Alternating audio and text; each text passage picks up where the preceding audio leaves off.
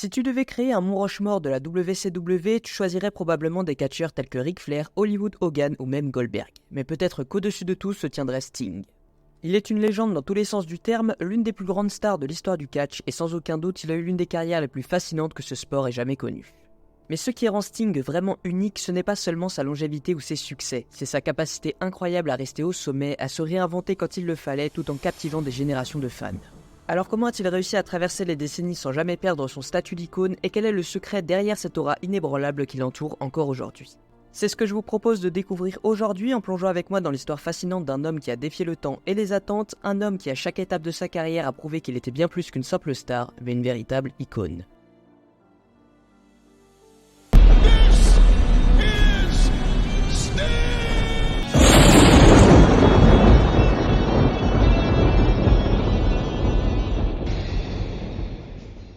Steve Borden est né le 20 mars 1959 à Omaha dans le Nebraska.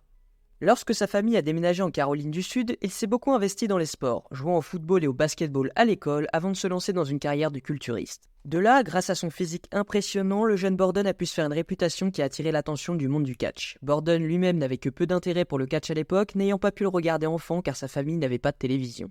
Mais une visite à un live event de la WWE à Los Angeles a suffi à changer ça, déclenchant une passion qui le poussa bientôt à commencer son entraînement sous le nom de Flash. Une fois son entraînement terminé et prêt à monter sur le ring, Flash fut rapidement recruté par la Continental Wrestling Association en 1985 où il a commencé à faire équipe avec Jim Justice Elwig, plus connu des fans de catch sous le nom de l'Ultimate Warrior. Tous deux allaient connaître un grand succès dans des compagnies plus importantes, mais à ce moment-là ils étaient encore des débutants et devaient faire leurs preuves dans différentes promotions, y compris l'All California Championship Wrestling et la Universal Wrestling Federation où ils se produisaient sous le nom des Blade Runners. C'est au cours de cette période à l'UWF que Borden adopta le nom de ring de Sting, et lorsque Elling quitta la compagnie en 1986 pour rejoindre la WWE, Sting trouva de nouveaux associés en s'associant à Eddie Gilbert et Rick Steiner. Il remportera 2 fois le titre de champion du monde par équipe de l'UWF avec le premier et une fois avec le second.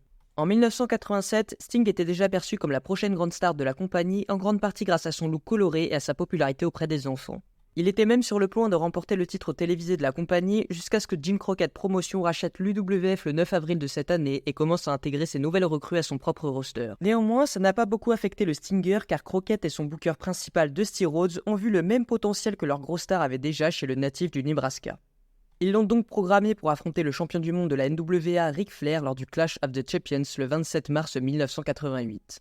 Là-bas, Sting a réussi à tenir tête à Flair pendant 45 minutes dans un match nul, ce qui a fait de lui une star établie à la WCW. À partir de ce moment-là, un autre événement majeur se produisit en 1988 lorsque Crockett, ayant des problèmes financiers, vendit sa compagnie à Ted Turner qui la renomma World Championship Wrestling. Sting célébra ce changement de direction en tenant encore tête au champion lors du jour de l'an 1989, cette fois-ci dans un match nul d'1 heure. Il battit également Mike Rotunda en mars pour remporter le titre télévisé de la NWA, son premier titre en solo. Par la suite, il entra en rivalité avec Ric Flair de nouveau après être devenu le challenger numéro 1 pour le titre mondial de la NWA. Durant cette montée en puissance, Sting rejoignit brièvement les Four Horsemen et à un moment donné il fut même épaulé par Robocop pour des raisons uniques mais pas vraiment fondées. Mais lorsque le match a eu lieu le 7 juillet 1990 au Great American Bash, ça n'avait plus d'importance car le favori du public parvient enfin à vaincre le champion, remportant pour la première fois le titre mondial poids lourd de la NWA. Désormais l'homme à abattre, Sting défendit son titre contre Sid Vicious et le Black Scorpion, une figure mystérieuse qui s'avéra finalement être Ric Flair déguisé, et ce n'était pas vraiment un moment à retenir dans la carrière des deux hommes. En janvier 1991, la WCW se sépara officiellement de la NWA pour devenir une compagnie indépendante. De nouveaux champions devaient donc être couronnés, et en août de la même année, Sting parvient à battre un jeune Steve Austin pour remporter le titre des États-Unis de la WCW pour la première fois. De là, il entra en rivalité avec l'Alliance Dangereuse de Paul Heyman et le champion de la WCW, Lex Luger. Cette rivalité se termina lors de Super Brawl 2 le 29 février 1992 où Sting battit Luger pour décrocher son premier des 6 titres de champion du monde poids lourd de la WCW. Mais maintenant étant de nouveau l'homme au sommet de la montagne, une énorme menace viendrait essayer à son tour de décrocher la couronne, sous la forme de Big Van Vader, l'un des plus redoutables et des plus coriaces de l'histoire de la lutte. Ce géant, connu pour son passage destructeur au Japon, avait démoli le fondateur de la société, Antonio Inoki, pour remporter le titre de champion poids lourd IWGP à 3 reprises. Et en effet, Sting aura du pain sur la planche pour venir à bout de celui-ci. Et son adversaire a su lui prouver lors de leur match le 12 avril 1992 où il lui a légitimement brisé 3 côtes et provoqué la rupture de sa rate. Des blessures inquiétantes mais qui n'ont pas mis à terre le Stinger qui revint rapidement sur le ring pour affronter Vader lors du Great American Bash le 12 juillet où il perdit malheureusement son titre au profit de ce dernier. Une rivalité intense s'ensuivit durant l'année 1993 avec plusieurs échanges de titres entre eux mais en fin de compte, Vader termina l'année 93 avec le titre ultime autour de sa taille, Sting incapable d'en venir à bout peu importe ce qu'il faisait. Même si c'était une façon décevante de clôturer l'année 93, 1994 aurait plus de succès. Le futur Hall of Famer rebondit en remportant le titre mondial international de la WCW contre Rick Rude en avril, puis il s'allia à Hulk Hogan pour combattre le Dungeon of Doom. L'année 1995 continua sur la même lancée, battant Meng pour remporter le titre des États-Unis de la WCW au Great American Bash. Puis il a également participé au tout premier match de WCW Nitro le lundi soir contre son vieux rival Ric Flair le 4 septembre. Et malgré tout ça, même s'il y avait un nouveau monde à l'horizon pour la WCW, ce serait un monde qui allait bientôt voir un changement radical dans le personnage natif du Nebraska. Au début de 1996, Sting a commencé à changer son apparence en faisant pousser ses cheveux plus longtemps et en remplaçant son ancienne tenue colorée avec des collants noirs. Lorsque Kevin Nash et Scott Hall envahirent la WCW, il a été l'un des premiers hommes à leur tenir tête avec Randy Savage et Lex Luger et ils ont fini par affronter les Outsiders et un troisième partenaire mystère lors du pay-per-view Bash at the Beach du 7 juillet.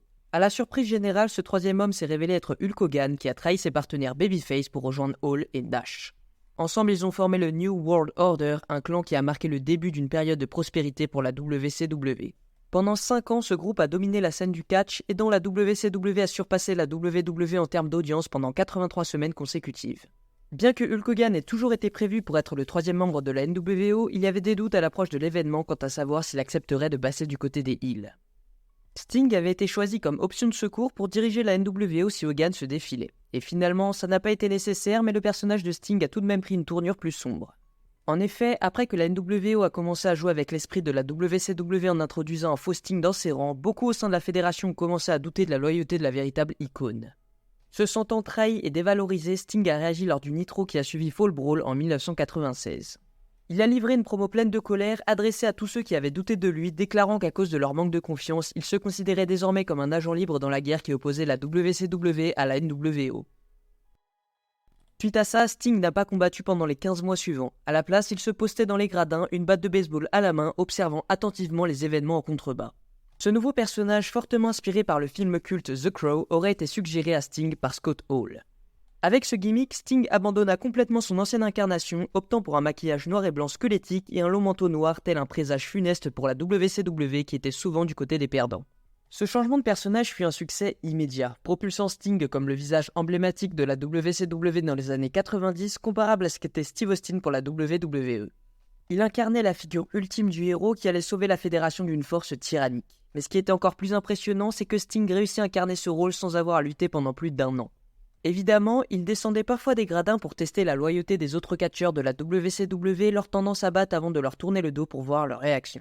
Le 16 mars 1997, lors du pay-per-view Unsolid, Sting dévoile enfin ses intentions en descendant du toit à la fin d'une bataille royale, attaquant les membres de la NWO dont Hall, Nash et Savage et obtenant un premier avant-goût d'un affrontement avec Hulk Hogan. Ces attaques se poursuivirent dans les semaines suivantes, ciblant les membres de la NWO mais toujours avec Hogan en ligne de mire en tant que victime finale.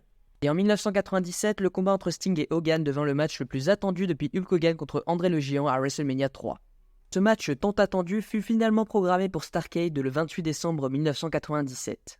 L'excitation atteignait son apogée car la WCW semblait prête à porter le coup fatal à la NWO et en même temps à surpasser la WWE dans leur guerre des audiences.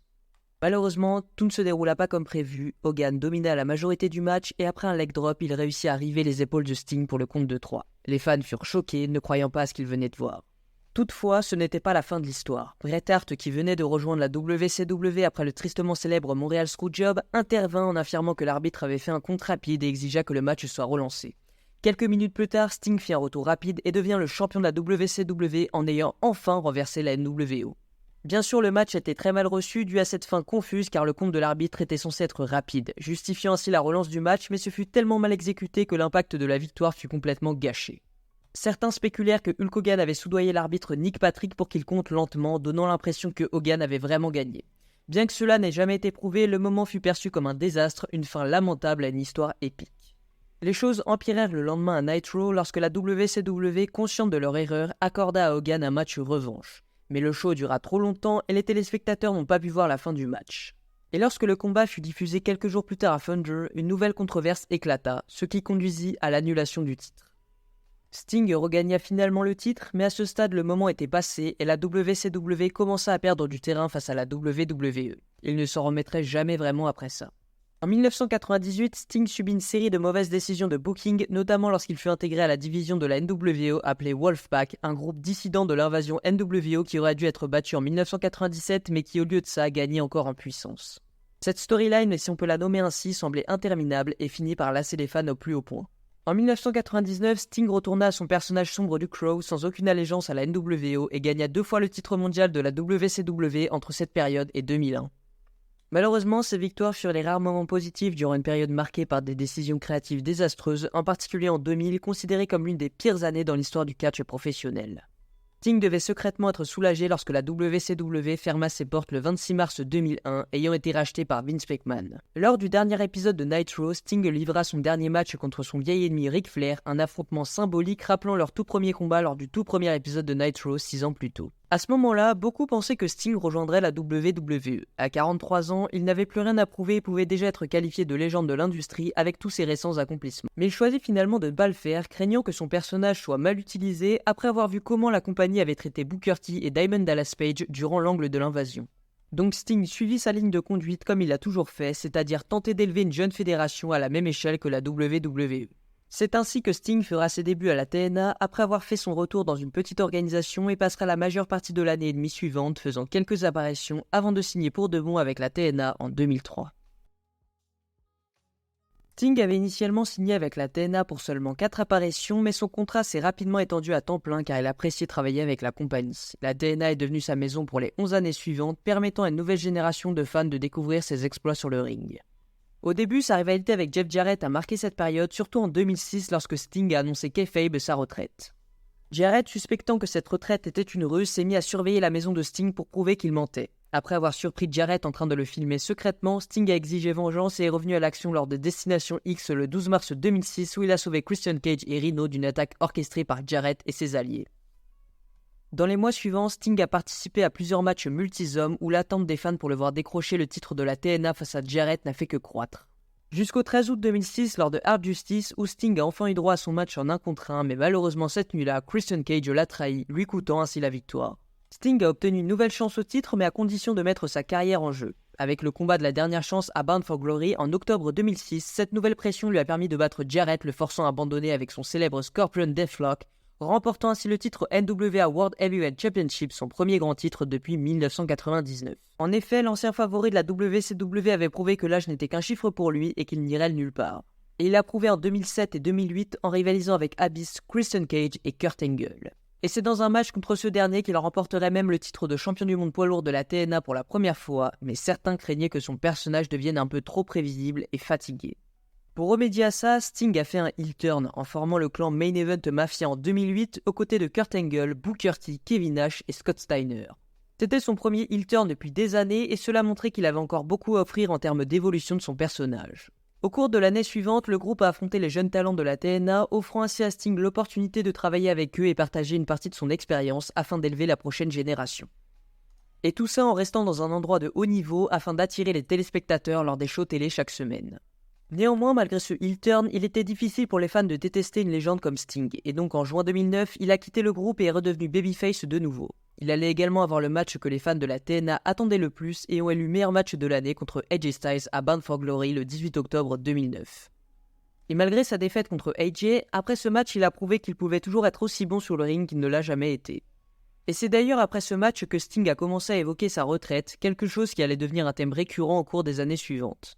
Bien qu'il soit plus âgé, Sting restait un atout majeur pour la TNA et prenait plaisir à travailler avec l'ensemble des talents présents sur le roster de la compagnie. Il a donc choisi de continuer et a passé les années suivantes en tant que top guy de la compagnie face à la fois contre des stars établies comme Hulk Hogan et des jeunes talents prometteurs comme Samoa Joe. Il a même fait évoluer son personnage en adoptant une nouvelle personnalité de Joker, clairement inspirée par l'interprétation de Heath Ledger dans The Dark Knight. Cette version de Sting a réussi à remporter à nouveau le titre de champion du monde poids lourd de la TNA en battant Mr. Anderson lors de l'épisode de Impact du 14 juillet 2011. En 2012, Sting a commencé à apparaître moins souvent sur le ring, mais il est resté un personnage récurrent à l'écran, souvent en tant que manager général lorsqu'il ne foulait pas ses bottes. Bien qu'il puisse encore livrer de bons combats, il était clair que les années de compétition avaient commencé à peser et ses jours en tant que lutteur actif étaient comptés. À cause de ça, il devait alors prendre une décision importante. Prendre sa retraite à la TNA, la compagnie qui lui avait donné une nouvelle vie mais qui avait un public relativement restreint, ou rejoindre la WWE pour enfin réaliser ce match tant attendu par les fans depuis les années 90, réalisant son rêve de concourir à WrestleMania et d'affronter de nombreuses légendes.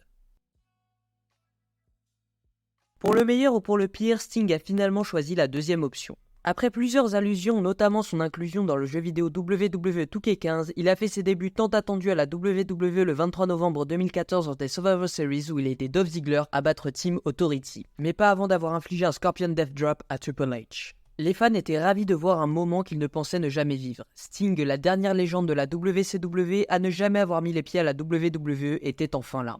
Et ça ouvrait la porte à de nombreux matchs de rêve, dont le plus grand dans l'esprit des fans, Sting contre l'Undertaker. Ce match contre Sting était une rencontre potentielle dont tout le monde dans l'industrie parlait depuis plus d'une décennie à ce stade. Deux icônes gothiques, l'un le pilier de la WCW, l'autre l'éternel de la WWE. Les deux personnages mystérieux semblent être des adversaires parfaits. Malheureusement, ce match tant espéré n'a jamais lieu, apparemment parce que Vince McMahon estimait que ni Sting ni l'Undertaker n'étaient en assez bonne forme physique pour offrir un match à la hauteur des attentes. A la place, Sting a entamé une rivalité avec Triple H qui s'est terminée à WrestleMania 31 dans un match qui a laissé les fans perplexes lorsque l'icône a perdu contre Triple H.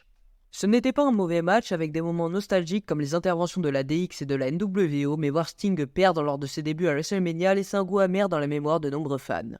Peut-être dans une tentative de corriger ça, la WWE l'a fait revenir pour affronter Seth Rollins pour le titre de la WWE Night of Champions le 20 septembre 2015. C'était excitant de voir Sting enfin concourir pour ce titre qui lui avait échappé pendant tant d'années, mais ça allait être une seule et unique opportunité car vers la fin du match, Sting s'est blessé, ce qui l'a poussé à prendre sa retraite des rings. Bien que ce fût triste que la carrière de Sting se termine ainsi, il n'a pas subi de séquelles graves mais a échappé de justesse à une paralysie ou pire encore, une mort sur le ring. Mais malgré tout, il a eu l'opportunité de finir sa carrière face à l'un des meilleurs catcheurs du monde à l'époque. Sting est alors resté sous contrat de légende avec la WWE pendant 4 ans, agissant souvent comme ambassadeur lors d'événements publics. En outre, il a été intronisé au WWE Hall of Fame le 11 janvier 2016 et néanmoins une chose le titillait encore, un dernier souhait à accomplir. Avec le succès du Boneyard match à WrestleMania 36, il a été dit que Sting avait demandé à Vince McMahon son match tant attendu contre l'Undertaker. Bien qu'il ne soit plus à leurs apogées, Sting pensait que grâce aux effets spéciaux et à l'aspect cinématique, ce serait le moment parfait pour ce combat. Malheureusement, Vince n'a pas partagé cet avis et a refusé l'idée.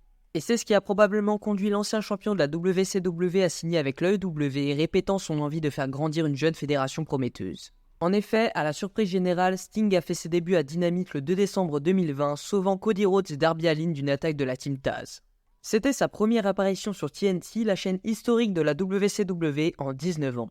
Et peu de temps après, il a été annoncé qu'il avait signé un contrat de plusieurs années avec l'AEW afin de s'associer et de jouer un rôle de mentor pour Darby Allin qui, alignés côte à côte, rendront une seconde jeunesse à Sting et lui offrira un dernier run légendaire chez All Elite Wrestling.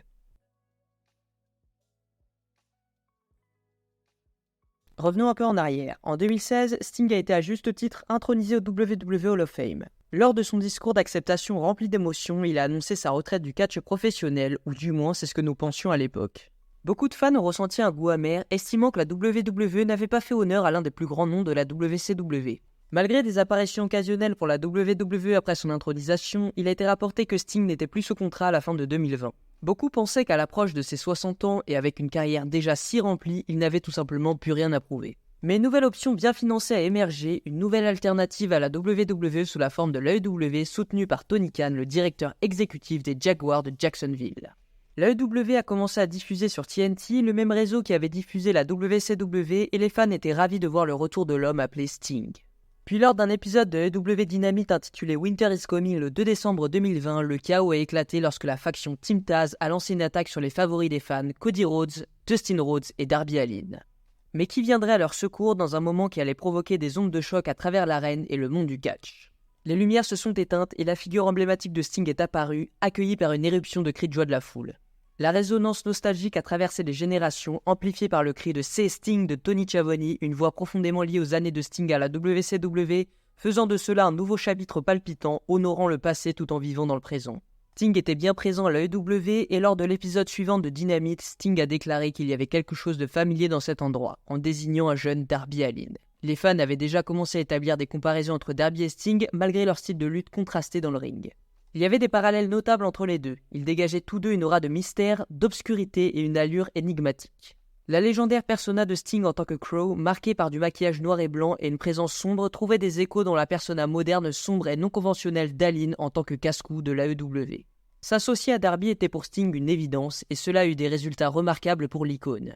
Cette décision a également produit des résultats remarquables pour la promotion de catch car elle a permis à Sting de ne pas avoir à être dans le ring en tant que superstar solo, allégeant ainsi la charge sur lui tout en lui permettant de rester une attraction active et influente dans les storylines. Maintenant, quand est-ce que Sting allait revenir sur le ring? On le voyait souvent aux abords du ring avec Darby Allin, mais l'anticipation montait rapidement car Sting avait envie de revenir sur le ring pour se battre. Mais quand aurait-il un autre match? Ça a finalement été révélé le 21 janvier 2021 lorsque Sting a annoncé qu'il s'associerait à Darby pour affronter Brian Cage et Ricky Starks de Team Taz dans un Street Fight prévu pour l'événement Révolution le 7 mars. Ce match annonçait le retour de Sting dans le ring pour la première fois depuis qu'il avait affronté Seth Rollins dans un match pour le titre de la WWE en septembre 2015. C'était une attraction spéciale que la WWE présentait exclusivement sur leur plateforme, avec un nom bien aimé.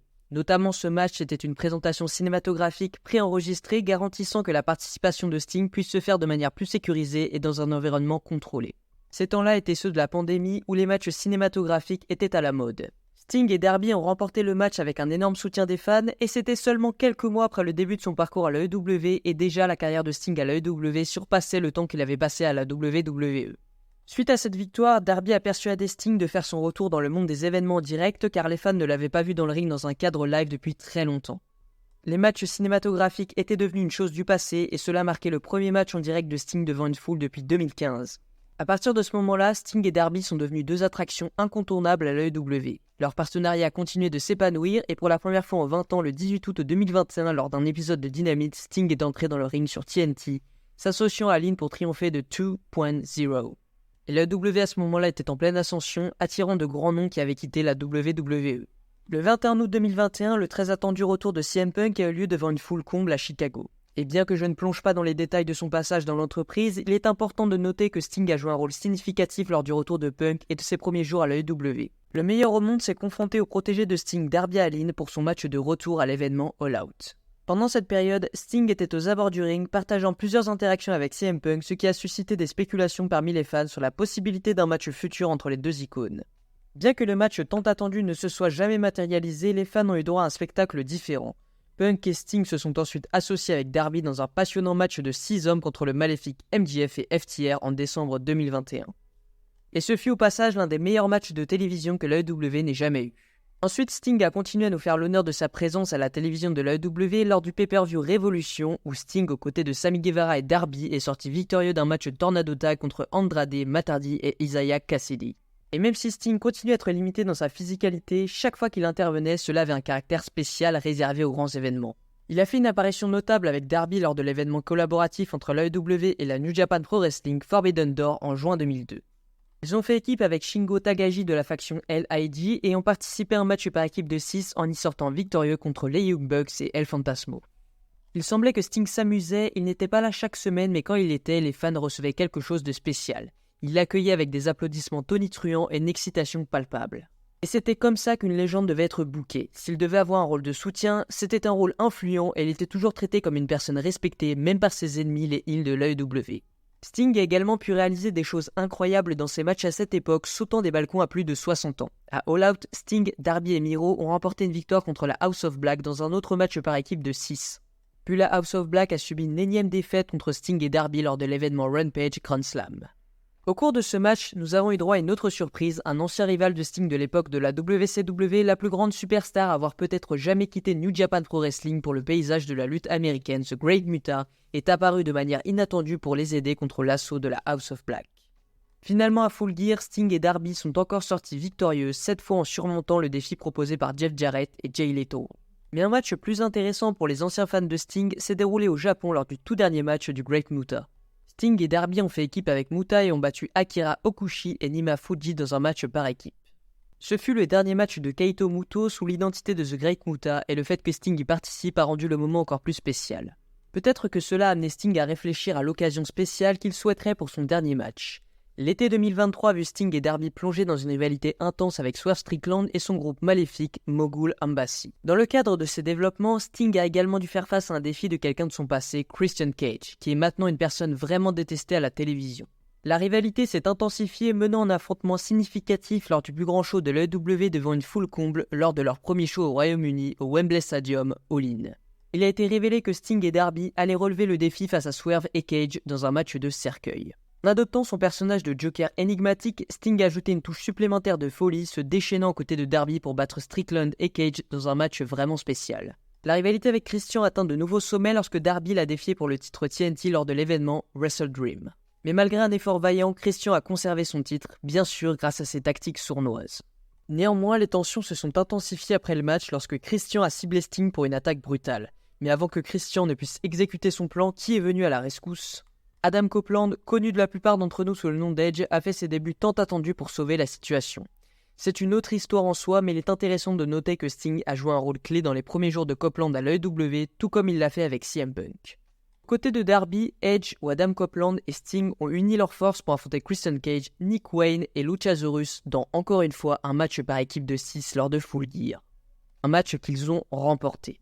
Ces matchs par équipe limitaient ce que Sting pouvait faire dans le ring et cela avait pour but de le préserver en tant qu'attraction spéciale à l'AEW. À 64 ans, Sting semblait être arrivé à la fin de la route, et lors de l'épisode de Dynamite du 18 octobre 2023, Sting a annoncé avec émotion qu'il raccrocherait ses bottes pour de bon en 2024. Il a également révélé que son dernier match aurait lieu lors de Révolution le 3 mars en Caroline du Nord, un territoire qu'il a rendu célèbre avec Jim Crockett Promotions, devenu plus tard WCW. Des milliers de billets ont été vendus à Greensboro, Caroline du Nord, en prévision de ce match monumental, le tout dernier pour le Stinger. Avec cette annonce, le président de l'AEW, Tony Khan, a préparé une grande surprise pour l'Icon. Il a signé l'un des plus grands amis et rivaux de Sting, le Nature Boy, Ric Flair. Flair a fait ses débuts dans la compagnie lors de l'épisode de Dynamite du 25 octobre et a exprimé son intention de rester aux côtés de Sting pour son dernier tour d'honneur, marquant ainsi un retour poignant pour ces deux figures légendaires de l'industrie. À l'approche de la retraite de Sting, les discussions et spéculations se sont multipliées quant à savoir qui serait un adversaire digne de son dernier match. Un sentiment largement partagé par les fans est que si Sting devait disputer un match en simple, Darby Allin serait l'adversaire idéal, étant donné le rôle central qu'il a joué dans ce dernier chapitre de la carrière de Sting en lutte professionnelle. Leur histoire commune a conduit beaucoup à penser qu'un affrontement entre Sting et Darby Allin serait le choix idéal, émotionnellement parlant, et offrirait à Darby un dernier coup de projecteur. Mais Sting a été catégorique, il ne souhaitait pas participer à un match en simple à ce stade de sa carrière. Compte tenu de ses graves problèmes de colonne vertébrale, même s'il continue à lutter dans des capacités limitées, cette décision semble judicieuse. En conséquence, l'idée d'un match en simple entre Sting et Darby a été écartée. À la place, l'AEW a opté pour un match par équipe pour son dernier combat où Sting ferait équipe avec Darby Allin. Les adversaires choisis pour ce moment spécial étaient nul autre que le duo acclamé mais aussi controversé, considéré par beaucoup comme la meilleure équipe de leur génération, The Young Bucks, Matt et Nick Jackson. Également vice-président exécutif de l'AEW, ils sont mêlés à des controverses en coulisses comme avec CM Punk et incarnent désormais des heels sous les noms de Matthew et Nicholas Jackson. Néanmoins, avant de faire ses adieux au monde du catch, il restait un objectif majeur à atteindre pour Sting, remporter un dernier championnat. Ainsi, l'AEW a programmé un match pour les titres par équipe pour Sting et Darby contre Ricky Stark et Big Bill. Et dans un match mémorable le 2 février 2023 lors de Dynamite, Sting et Darby ont décroché les titres. Ce fut un moment poignant, marquant le dernier championnat de la carrière de Sting à l'AEW, obtenu aux côtés de celui qui l'a aidé à maintenir son étoile brillante dans la lutte moderne. Malheureusement, cette célébration fut de courte durée, car juste après cette victoire triomphale, Matthew et Nicholas Jackson ont brusquement envahi le ring dans leur costume blanc scintillant et ont lancé une attaque brutale avec des battes de baseball. L'attaque sanglante a laissé les nouveaux champions allongés dans leur propre sang, jetant une ambiance obscure sur ce qui aurait dû être un moment de gloire. Alors que la route mène à Greensboro, Sting mettra son maquillage une dernière fois, il lacera ses bottes une dernière fois pour affronter les Young Bucks lors de Révolution avec Darby Allin à ses côtés. Et les Bucks auront une dette à payer. En tant que figure de proue de l'AEW et avec leur personnage heel actuel, ils semblent être les adversaires parfaits pour le dernier match de Sting, avec peut-être même une chance pour lui de décrocher une ultime victoire. Et finalement, à Révolution, après un match incroyable où les 4 hommes ont pris tous les risques, Sting réussit à conclure le combat avec son Scorpion Deathlock sous les yeux de ses deux fils, chacun arborant une gimmick différente que Sting a incarnée au cours de sa carrière, refermant ainsi la boucle. Sting fait taper Matthew et remporte son dernier match en carrière, conservant par la même occasion les titres de champion par équipe de l'AEW et peut désormais profiter d'une retraite amplement méritée. Sting est sans aucun doute l'un des catcheurs les plus appréciés de tous les temps, un homme qui a véritablement transcendé les générations. Quel que soit le chemin qu'a pris sa carrière, Sting restera probablement à jamais associé à son parcours à la WCW où il a été le visage de la promotion, que ce soit dans son personnage de surfeur ou celui de Crow. Il a joué un rôle crucial dans l'une des plus grandes storylines de l'histoire du catch et à un moment donné a vendu plus de marchandises que n'importe quel autre catcheur au monde à l'exception de Steve Austin. Il a inspiré de nombreux grands noms d'aujourd'hui comme John Cena, Jeff Hardy et Cody Rhodes. Et heureusement pour son dernier run, Tony Khan et l'EW ont su offrir leur respect et leur statut d'icône que la WWE n'a jamais pleinement réussi à lui accorder. Et s'il y a bien une personne qui le mérite, qui a su se réinventer, donner de sa personne pour faire évoluer les talents et l'industrie du catch dans son ensemble, tout cet honneur revient bel et bien à l'un des plus grands catcheurs de tous les temps, Sting. Et voilà les gars, la vidéo est terminée. N'hésitez pas à me dire si elle vous a plu en commentaire, à lâcher un j'aime et à partager la chaîne, c'est très important. Et d'ici là, je vous dis à la prochaine pour une autre histoire. C'était Vince et merci à tous.